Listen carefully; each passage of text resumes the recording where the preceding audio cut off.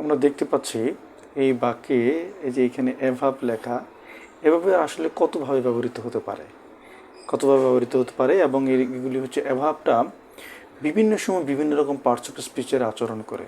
যেমন এখানে দেখছি প্রথমে একটি বাক্য লিখেছি, আওয়ার ব্লেসিং কাম ফ্রম অ্যাভাব।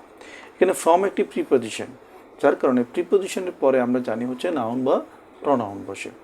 তাহলে এইখানে অ্যাভাবটা হচ্ছে কি, কার জায়গায় বসেছে? নাউনের জায়গায় বসেছে, সুতরাং অ্যাভাবটা একটা নাউন। দ্বিতীয় বাক্যে দেখছি রিড দ্য অ্যাভাব সেন্টেন্সেস। এখন দেখেন এই সেন্টেন্স হচ্ছে কি নাউন, আর তাহলে অ্যাভাবটা কি?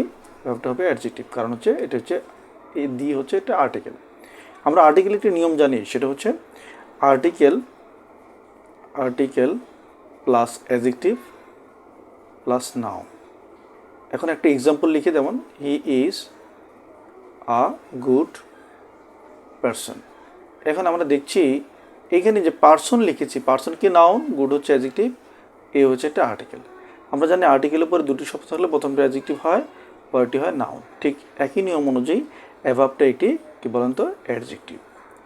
তৃতীয় বাক্যে যদি দেখি, দ্য স্কাই ইজ অ্যাভাব। এখানে আকাশ কোথায় আছে? উপরে আছে। এই বাক্যটিতে আমরা দেখছি যে এখানে উপরে বোঝাচ্ছে, এবং এটা হচ্ছে একটি অ্যাডভার্ব। এটা কি রয়েছে? অ্যাডভার্বের জায়গা।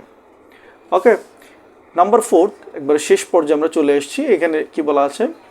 The moral law is above the civil law. এর মানে হচ্ছে আইনের উপর নীতির স্থান।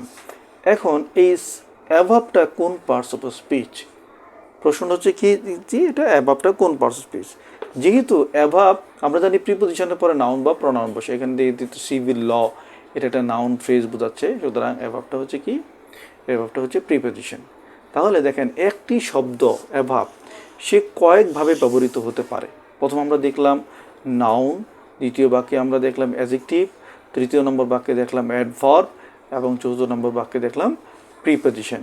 আশা রাখি আপনাদের এই বিষয়টা কাজে লাগবে। ধন্যবাদ সবাইকে। আসসালামু আলাইকুম।